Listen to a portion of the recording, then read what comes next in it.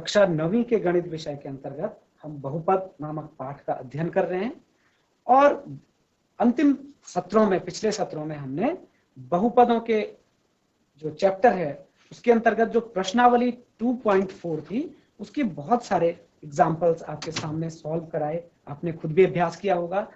दरअसल उसमें यह निर्धारित है कि किस तरह से आप दिए गए बहुपदों का गुणनखंड कर सकते हैं। वो सबसे महत्वपूर्ण अंश उसका था। आपने शेषफल प्रमेय का उसमें प्रयोग किया, आपने गुणनखंड प्रमेय का उसमें प्रयोग किया और इसको आगे बढ़ाने के लिए कई बार हमारे सम्मुख ऐसी समस्याएं होती हैं जिनका गुणनखंड ज्ञात करने के लिए हम कुछ और तरीकों का भी प्रयोग कर सकते हैं। आपके सम्मुख आज का जो टॉपिक हमने लिखा है वो है बीजीय सर्वसमीकाएं या एल्जेब्रिक आइडेंटिटीज। तो सबसे पहले हम ये तो जाने, बीजीय का अर्थ तो आप समझ रहे हैं कि जो बीजगणित से संबंधित हो, एल्जेब्रा से संबंधित हो, जिसमें चर राशियां सम्मिलित हो, और आइडेंटिटीज जिसको अंग्रेजी में कहते हैं, और सर्वसमीकाएं जिसको हम हिंदी में कहते हैं। तो सर्वसमीकाएं शब्द का अभिप्राय, इसका मतलब इसका जो सेंस है वो समझना बहुत जरूरी है।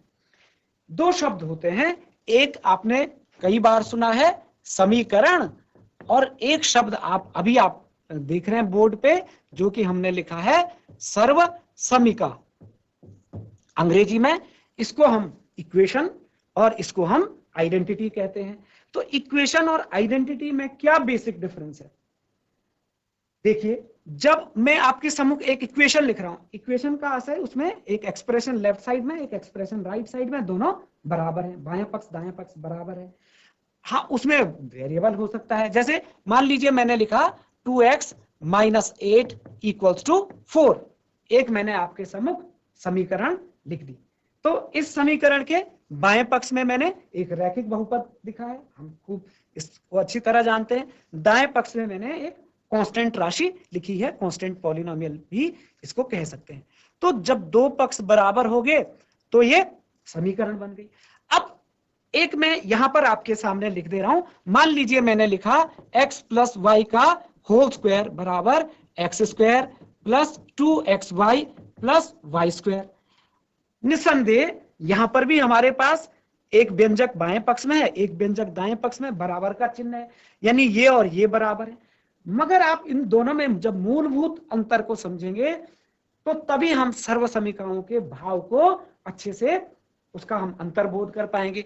तो प्यारे बच्चों, जब मैं इसको सॉल्व करने की कोशिश करता हूं तो आप अच्छी तरह जानते हैं 2x, ये -8 को मैंने इधर ट्रांसफर किया, दिस इज 4 + 8, और 8 और 4 हो गया 12, 2x बराबर 12, तो x की वैल्यू 12/2 यानी 6 हो गई।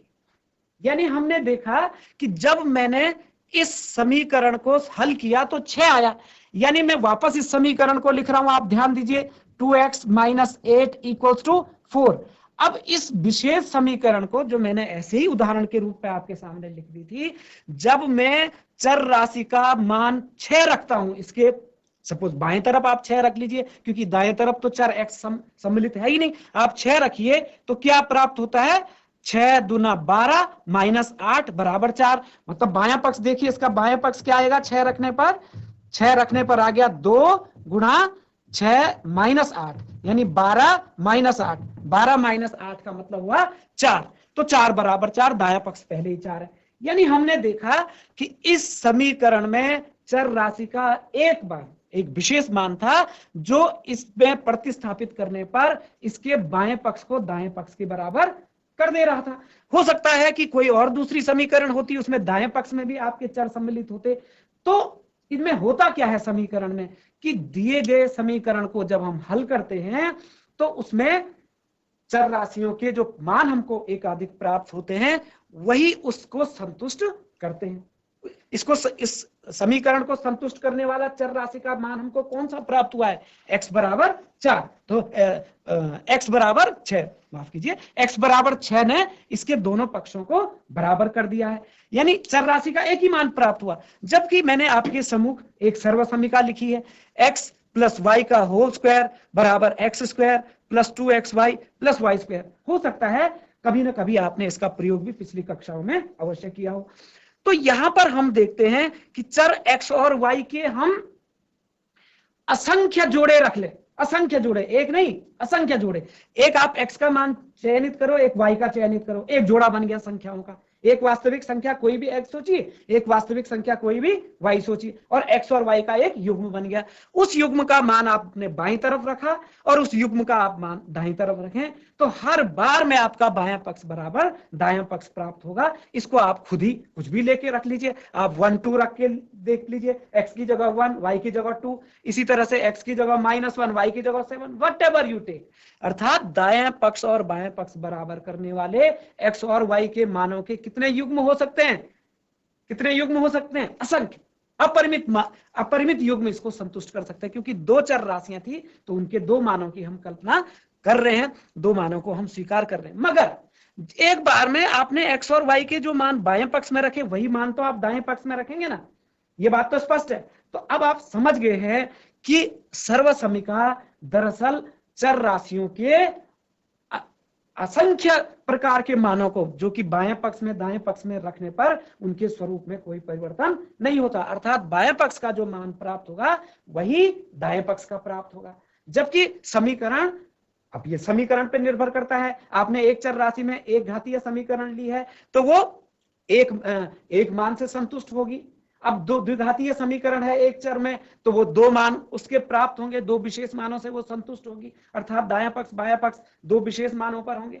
तो समीकरण में उसके हलों की संख्या क्या होती है? सीमित होती है, जबकि सर्वसमीका में हमारे पास बहुत सारे हल हो सकते हैं। तो अब आप इसका भाव समझ गए हैं। कुछ महत्वपूर्ण सर्वसमीकाएं हैं जिनका आपने कभी ना कभी प्रयोग किया है प्यारे बच्चों। उसमें से पहले नंबर की सर्वसमीका मैंने आपके सामने लिख दी है।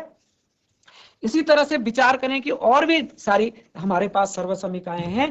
पहली है x प्लस वाई का होल स्क्वायर। इसके स्वरूप को देखिए, इसको गुणनखंड करने में भी प्रयोग कर सकते हैं, विभिन्न समस्याओं को आगे हल करने में इनका प्रयोग कर सकते हैं। तो x प्लस वाई का होल स्क्वायर कैसे आ रहा है? X square plus 2xy plus y square. बच्चे चर राशियों से घबरा जाते हैं, मेरा अनुभव।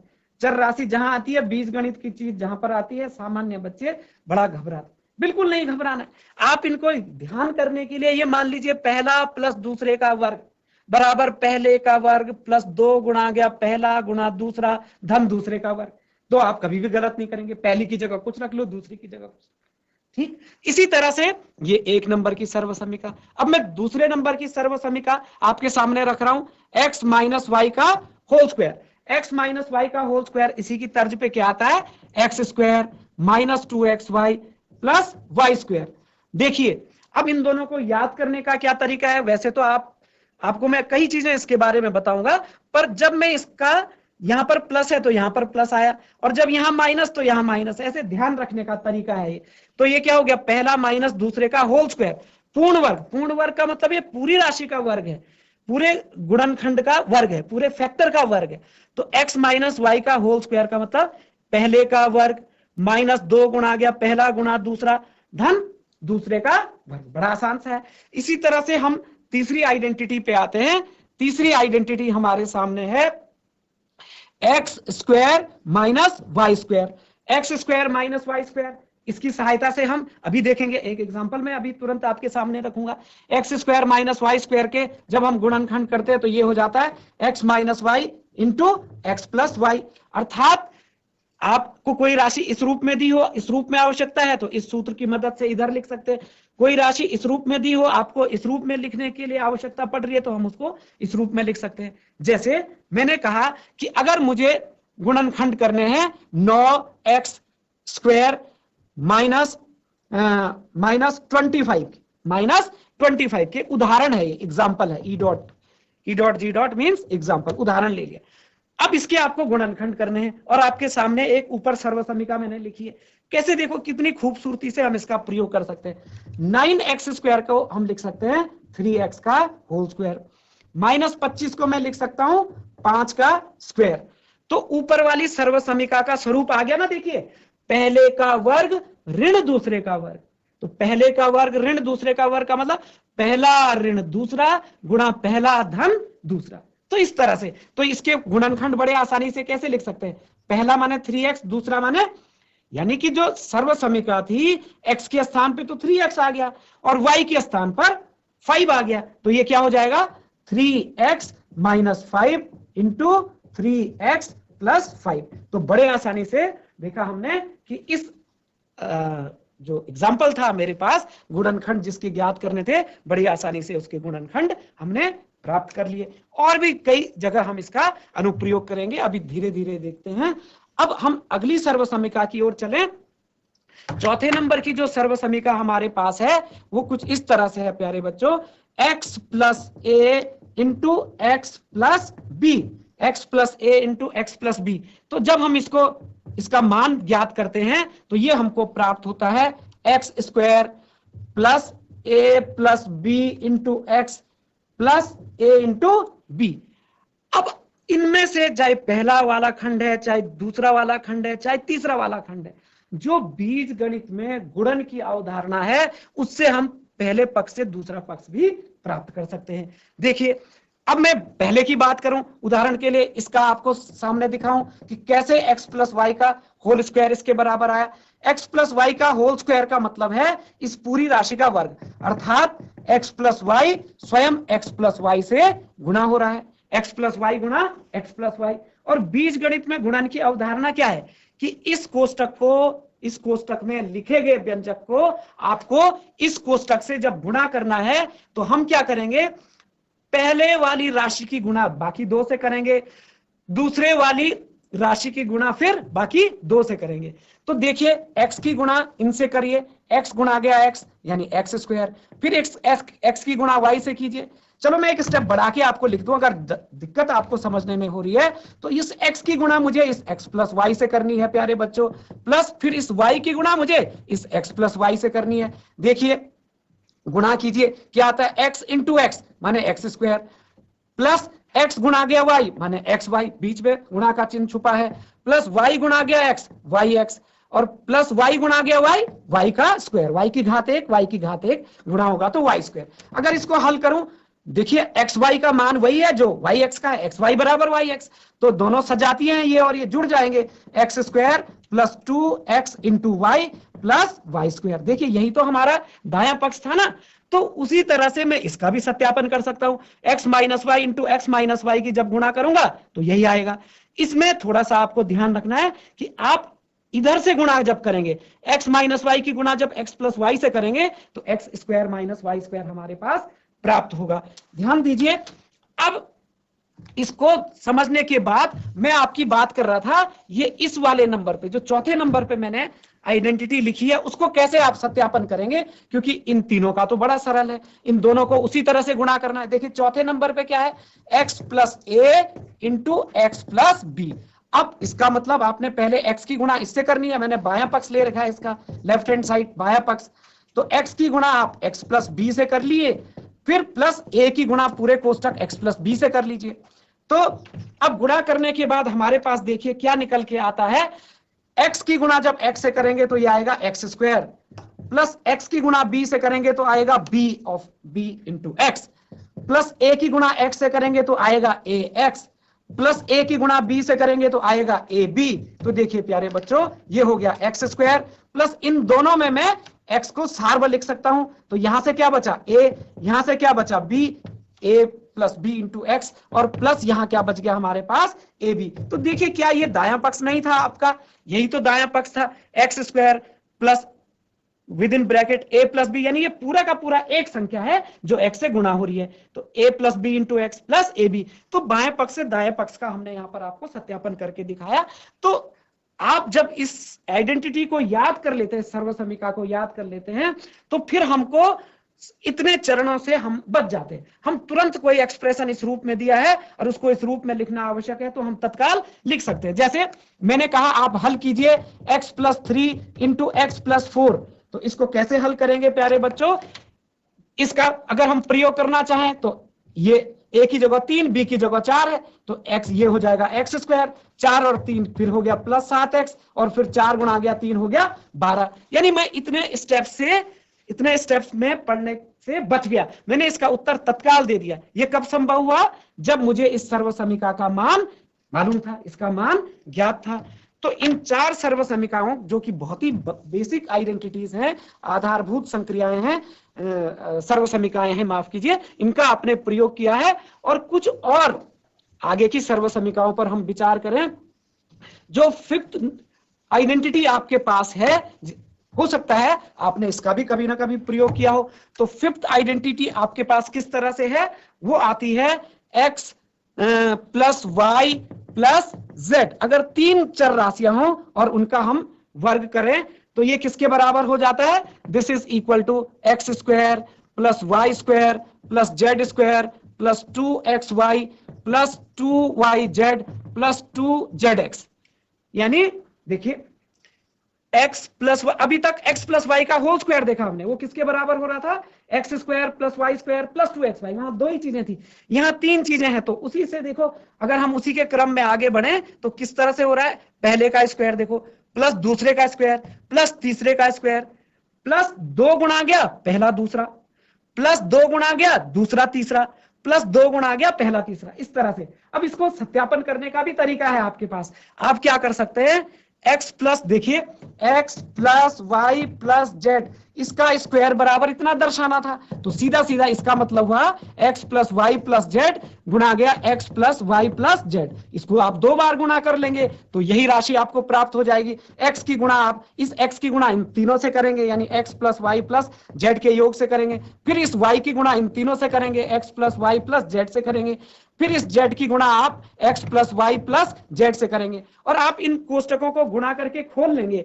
x into x, x square plus x y plus x z, इसी तरह से y x plus y square plus y z. Y गुणा गया जेड क्या होगा, वाई जेड, एक्स गुणा गया जेड क्या होगा, एक्स जेड। ये ध्यान देना है।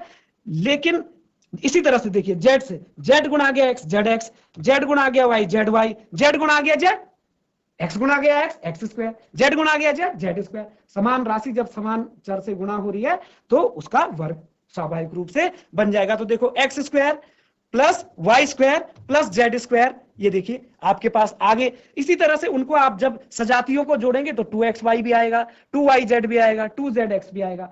लेकिन आपको ये गुणा करने से बचना है, तभी तो इसकी उपयोगिता है। तो ये आपको याद करनी है लिख लिख करके कि x plus y plus z का होल स्क्वायर क्या होता है। उसके लिए मेंटल ट्रिक मैंने आपको बता दी। पहले का स्क्वायर प्लस दूसरे का स्क्वायर, पहला माने x, दूसरा माने y, तीसरा माने z।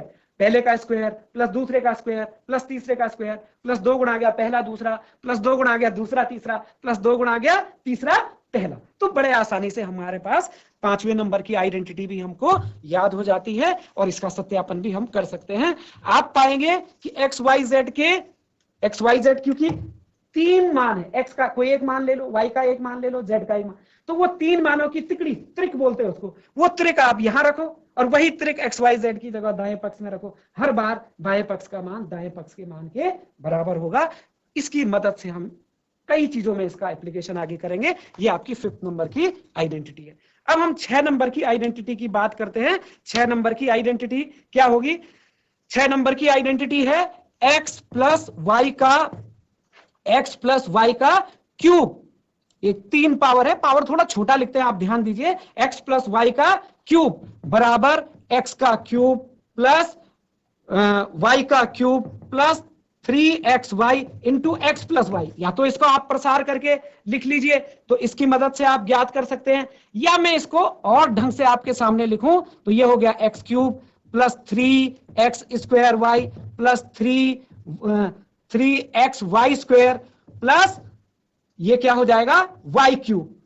ध्यान दीजिए, इस स्वरूप में भी इसका प्रयोग होता है और ज्यादा इस स्वरूप में इसका प्रयोग होता है। यानी कि कहने का आशय जो है कि x प्लस वाई का whole cube, x plus y का होल क्यूब किसके बराबर होने वाला है, x का cube plus 3x square y plus 3xy square plus y का क्यूब। इस तरह से अब आपको कई बार अगर मैं एक्स वाई बोलूं कोई आवश्यक नहीं, आप ए भी कह सकते हैं।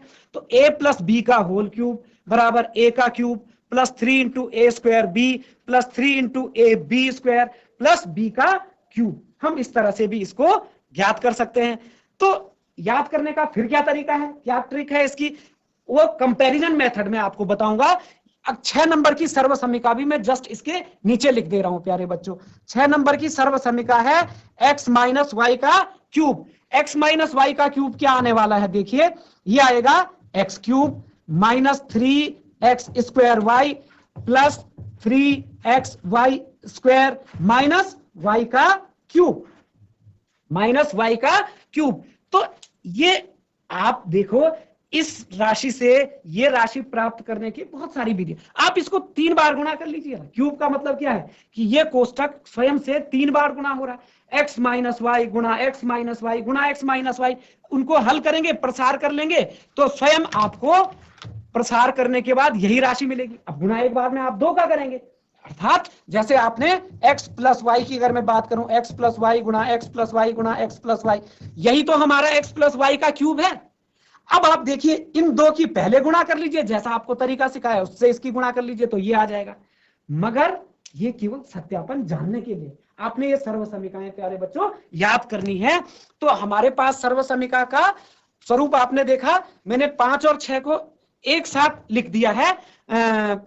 6 तो ये है, 5 और 7 6 और 7 को एक साथ लिख दिया है। ये 7वें नंबर की हो गई, 5वीं ये थी, 6वीं है, ये 7वीं हो गई। 7वीं और 6वीं की आप जरा कंपेयर करिए इस राशि में और इस राशि में आप तुलना कीजिए तो आपको याद रखने में बड़ी सहायता मिलेगी। देखिए एक्स क्यूब, यहां भी x cube, 3x square y, यहां minus 3x square y plus 3x y square 3x y square, यहां y क्यूब, यहां y क्यूब, यहां प्लस यहां माइनस। तो आप देख रहे हैं जब यहां प्लस है तो सारी राशियां प्लस में, सारी प्लस में, यहां प्लस तो ये प्लस ये प्लस ये प्लस, यहां माइनस तो पहला प्लस फिर माइनस, इसके आगे कोई चिन्ह नहीं है, मतलब plus plus minus plus minus. उसके अलावा क्या हो रहा है कि x की घातें देखो प्यारे बच्चों घटती हुई चली जा रही है। जब फिर से इस पर आओ, x की पावर 3, फिर आई x की पावर 2, फिर आई x की पावर 1, फिर आई x की पावर 0, यहां y के साथ x की पावर 0। अब इस x की पावर 0 का मतलब 1, अगर x नॉन जीरो है तो मतलब यहां पर x नहीं है, 0 पावर है उसकी। ऐसे y की पावर यहां 0, यहां 1, यहां 2, यहां 3, अर्थात x की घातें घट रही हैं और y की घातें बढ़ रही हैं। और गुणांक कैसे हैं, 1 3 3 1, देखो तो 1 1 3 3 3 3 1 1 1 3 3 1, याद रखने का ट्रिक है। यहां प्लस यहां माइनस, तो इसमें तो सारे प्लस में थे, इसमें अल्टरनेटिवली क्या आएंगे, प्लस और माइनस आएंगे। तो मैं उम्मीद करूंगा कि आप इन दोनों को खूब ढंग से याद करेंगे। मैं अगर इस वाले कोष्टक का प्रसार कर दूं उससे भी इसको प्राप्त कर सकता हूं। तो कुल मिलाकर कहने का आशय यह है कि आपने इन रिजल्ट्स को याद रखना है, इनको रिमाइंड करना है, लिख लिख के इनको याद करना है। अब हम आगे बढ़ते हैं नेक्स्ट आइडेंटिटी पे, जो कि आइडेंटिटी नंबर 8 करके आपकी टेक्स्ट बुक में है। इनके अनुप्रयोग पर हम बहुत सारे प्रश्नों की चर्चा करेंगे, एक बार इन सबको डिस्कस कर लेते हैं। आइडेंटिटी नंबर 8 जो बहुत ही महत्वपूर्ण आइडेंटिटी है वो है x cube plus y cube plus z cube minus 3xyz, अर्थात इस एक्सप्रेशन का मान किसके बराबर होगा आइडेंटिटी 8 में। ये देखिए अगर हम इसको खोल दें तो ये हो जाएगा x plus y plus z गुणा गया x plus y plus z गुणा गया एक्स स्क्वायर, आप जोड़ते जाइए, plus y square plus z square, दो घातों को जोड़ लीजिए सबके, minus x y minus y z minus z x. देखिए अगर आप अब देखिए ये आइडेंटिटी याद रखने का technique, x cube y cube z cube में से 3xyz उनका वो वेरिएबल एक एक बार एक एक डिग्री के साथ गुणा होके तिगुना उनका घट गया, तो x plus y plus z into x square plus y square plus z square minus x y minus y z minus z x होता है, याद रखना है। अब इसमें क्या है, आप कैसे इसका सत्यापन करेंगे, अगर हम इन दोनों कोष्टकों की गुणा कर दें तो ये वापस मिल जाएगा हमको, x की गुणा इन सबसे कर लीजिए, प्लस y की गुणा सबसे कर लीजिए, प्लस z की गुणा सबसे कर लीजिए, तो हमारा केवल यही बचेगा। ये आप बड़ी आसानी से कर सकते हैं। तो प्यारे बच्चों जो 8 सर्व समीकाएं आज हमने आपके सम्मुख रखी हैं ये बहुत ही महत्वपूर्ण है, केवल कक्षा 9 के लिए नहीं, ये बीज गणित की फंडामेंटल आइडेंटिटीज हैं, बेसिक आइडेंटिटीज हैं, और इनका हमको कमोबेश हर बार आप फिजिक्स पढ़ें उसमें इनका यूज होगा, आप कोई भी सब्जेक्ट पढ़ें जहां मैथमेटिक्स इन्वॉल्व है इनका यूज होता है। तो आज का आपका असाइनमेंट यही है कि लिख लिख करके आप इन 8 सर्व समीकाओं को याद करेंगे। तो शुभकामनाओं के साथ आज के सत्र का यहीं पर समापन करते हैं, इस उम्मीद के साथ कि आनंद के साथ ही आप सीख सकते हैं। आनंद लीजिए, खूब सारा अभ्यास कीजिए। Thank you.